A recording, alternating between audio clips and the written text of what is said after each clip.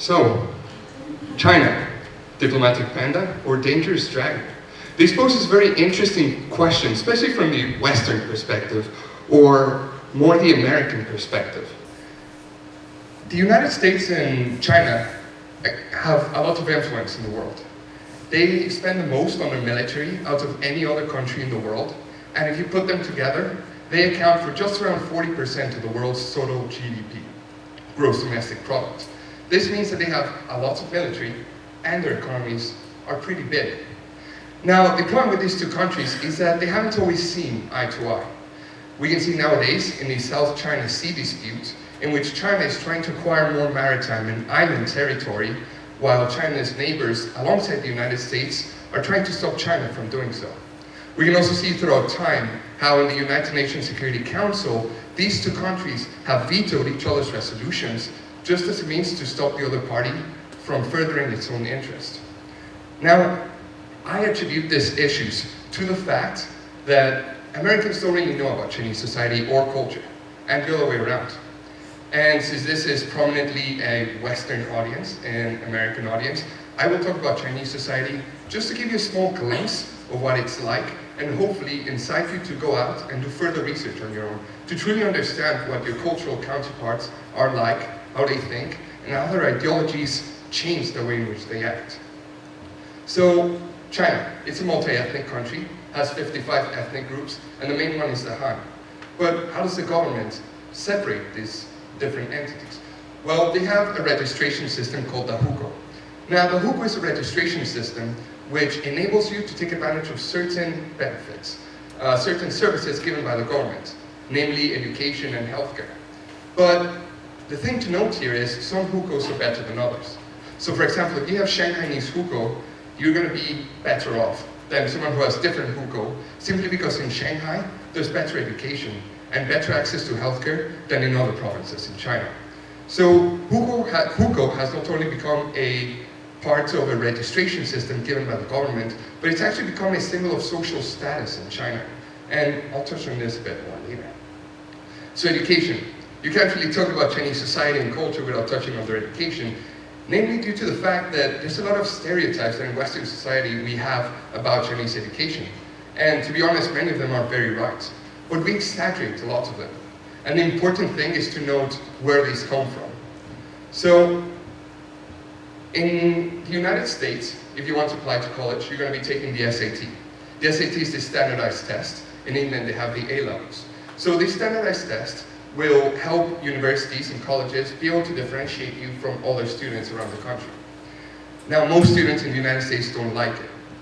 But when you apply to university or college in the United States, admissions counselors will look at your SAT scores, your grade point average, they'll look at the clubs that you've been a part of and where you've shown leadership, and they'll even read a personal statement of yours in which you get to pour out your feelings, you get to tell them how special you are and why they should accept you into college. Now, if you went to China, things would be a little different. In China, they have the Gaokao. The Gaokao is literally translated into the tall test, or the big test, as some people call it. Now, the Gaokao is the sole determinant which will decide what university you go to. And the university that you go to will decide what career you have in the future. So say, for example, you're part of Province A. Province A will have hundreds of thousands of students, if not millions. And you will be competing with all of them for very few spots in these top universities in China. And if this one test is going to determine what university you go to and what career you're going to have in the future, what are you going to do? Study. You're going to be studying all the time to do the best that you can. Now, the one-child policy, which was created by the Chinese government, it was created in order to curb population growth. So China was suffering from overpopulation.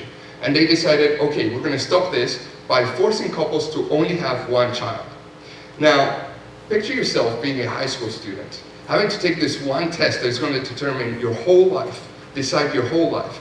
And you have a set of parents on top of you, and you have two sets of grandparents expecting that you will do the best that you can, simply because you're the last person in the family line. How would you react under this pressure?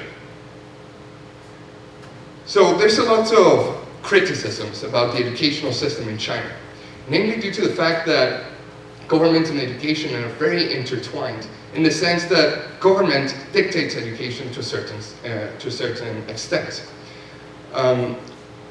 People in China think that this doesn't foster economic development within the provinces. And it also doesn't foster innovation within education, which is definitely an issue.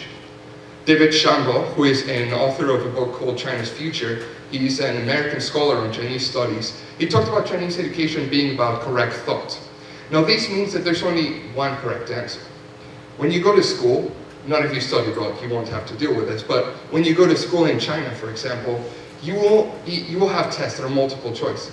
And there's no such thing as interpretation there. There's one correct choice here. There's one correct answer for what you're doing.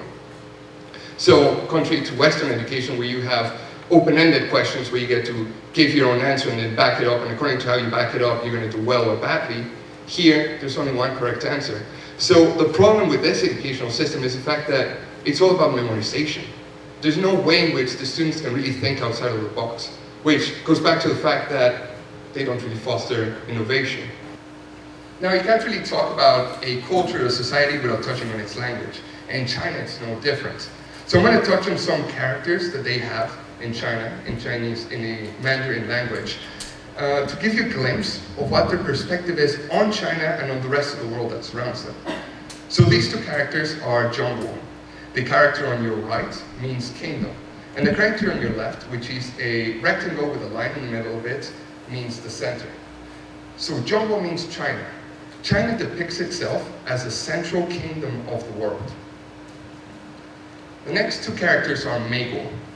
Meigo is what they use to describe the United States. This is the name of the United States in Chinese. But if you literally translate Meigo, it means beautiful country. How would Americans feel if they knew that the Chinese depict them as a beautiful country? Now this is an example of a pictograph. Some Chinese characters are pictographs, and this means that when you look at the character, you can understand its meaning by its shape and all the other attributes that it has. So this is Huo. On the left you can see 3 different dots which symbolize water. On the bottom you can see a square which symbolizes a mouth. And on the top the strokes are a tongue. So if you put it all together, it's a mouth, a tongue, and water, which means speaking. But the meaning of this character isn't speaking, the meaning of this character is life. This is interesting because nowadays we see in the news all the time criticism about China and how they don't respect the freedom of speech and no one can really say what they want, but they depict life as speech.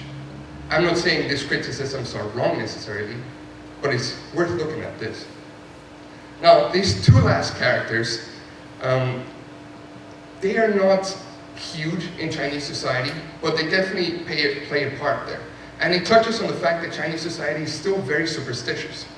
The character on the left is Si, and the character on the right is Si. Now, they sound very similar. The character on the left means death, and the character on the right means the number 4, literally the number 4. So for example, if you go to an elevator in China, you're going to notice that the floors there are going to be 1, 2, 3, 5, 6, 7, 8, 9, 10, 11, 12, 13, 15, 16, etc., etc. Because you don't want someone to ask you what floor do you live in, and you tell them, oh, I live in the floor of death. But then again, people on the 5th floor, they know what floor they're really in.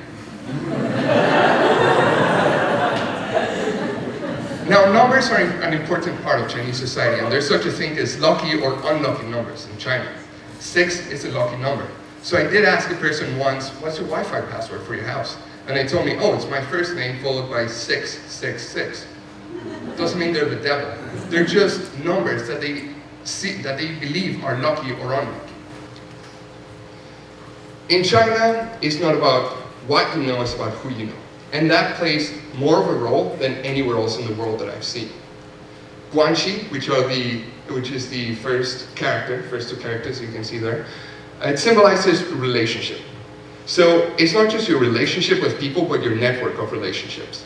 And your relationship with someone can really get you somewhere. You don't, if you want a government contract, for example, and you have good guanxi with someone that is in the government, you're going to make it happen. If you want a contract with another business, and you have good guanxi with the person in that business, you're going to make it happen. You're going to get that contract. So guanxi is a key part in Chinese society. The next two characters are mianzi. Now mianzi means face, but not only literally face, also metaphorically. So when you disgrace someone, they call it to lose face. So for example, you don't want your boss to lose face. If your boss makes a mistake in a meeting, and you were there and you catch it, you're not going to say anything in front of everyone, because they're going to lose face. It's going to seem as if they don't know what they're talking about. I did once correct my teacher about something he said about Mao Zedong, and he turned red and got very angry at me. And it was because I made him lose face. I was lucky enough to pass the class in the end, but it's definitely a lesson that I took. Another part of Chinese relationships is dating. And dating is a key part in China, especially because of this one-child policy, which, by the way, was abolished in 2015. Dating in China is important, especially for females. So if you're a lady over the age of 30, and you're not married, or you don't have a partner, you're going to be called a Sheng Niu. Now, Sheng Niu means the leftover women. And parents are very worried about their daughters, especially when it comes to daughters, that don't have a partner or aren't married, because they think that they're not going to have any grandchildren. In China, they really respect filial piety, which means what your parents want, you're going to do for them. And your parents will want grandchildren, especially since you're most likely the only child that they have. So if you don't have a partner and you're Sheng Niu, or maybe you're a man over the age of 25 and you don't have a partner, your parents or grandparents will sometimes go to the marriage markets. Now, a marriage market takes place in every city or province around China. What happens is, people on a Sunday or Saturday afternoon or morning, they will go to a park, they will stand with an umbrella in front of them, this will be grandparents or parents, and they will put a sheet of paper on top of the umbrella. On the sheet of paper, they will write their daughter's or son's name, their age, their hukou status, their level of education, and their employment status. So this is how all their parents and grandparents can walk by and see, oh, I think this is going to be a good match for my son or daughter. So can you show me a picture of them? Can I see what they look like? Now, the interesting thing about these marriage markets is the fact that the people that are being matched are not present in the marriage markets. It's just the parents and the grandparents that are there at the parks doing this. Now, something that is not talked about much in books or in the web or anywhere is this white factor in China, which people only get to talk about once they're in China. So, in China, if you're tall and you're white, you're considered beautiful. Whether you're male or female, you will be considered beautiful. And this even shows in the products that they sell. So for example, if you want to buy sunblock at the supermarket, it's going to be hard to find a sunblock that doesn't have a whitening coat to it. If you want to buy an umbrella at a 7-Eleven, there's going to be two kinds of umbrellas. There's going to be the umbrella for the sun, and there's going to be the umbrella for the rain, like you're used to using. So for example, when it's really sunny outside, you'll see a lot of women with their umbrellas, just because they don't want to get tan. It's interesting to see how in our society, being tan is a symbol of beauty, while in their society, being white is a symbol of beauty. We're just never happy with the way that we are. Last but not least, I wanted to talk about nightlife. And if you're a foreigner and you go to China, the big cities in China, it's like Shanghai, Beijing, almost anywhere, you will have access to clubs. Now, if you go there, you're going to have lots of fun, it's going to be incredible. But if you take a step back and look at it, it's pretty sad. In China, the clubs have promoters. These promoters are in charge of getting foreigners into the club, giving them as much alcohol as they can have, making sure they have lots of fun, and then letting them go home. And foreigners don't pay a cent. So how do these major clubs pay for anything? Well, they charge Chinese nationals hundreds or thousands of dollars to get into these clubs. This is pretty sad. If I were a Chinese national and I saw this, I would be pretty angry. If you ask Chinese people that are at the clubs how they feel about this situation, half of them will tell you, oh, this is great, foreigners are really cool, they're tall, they're white, they dance funny, we love hanging out with them. But then the other half are going to tell you, there's something wrong with our society. We're discriminating against our own in order to make a profit out of all their Chinese nationals. And foreigners, you're really not that special. you're just a marketing tool being used in China to get more Chinese nationals to get into the clubs. So if you're ever able to go to Shanghai or Beijing and take advantage of the nightlife, look at it. Really understand what is going on. So, what is China's future? I didn't tell you anything to help you answer this question. I didn't talk much about the policies of China. I didn't talk about the bilateral relationship between China and the United States. I barely even touched on the South China Sea dispute. Well, there's a reason for this. You cannot understand this relationship or the issues that are going on in this world between these two countries without, first of all, understanding both cultures and societies as a whole. Now, FDR once said, the test of our progress is not whether we add more to the abundance of those who have much, but whether we provide enough for those who have little.